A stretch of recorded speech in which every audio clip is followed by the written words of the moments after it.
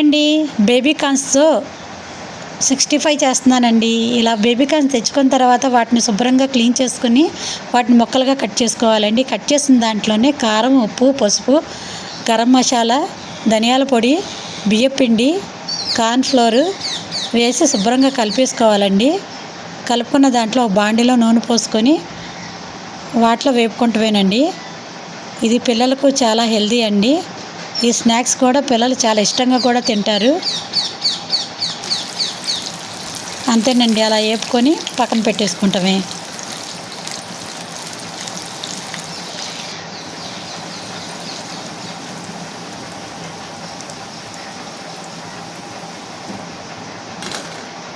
అయిపోయినాయండి.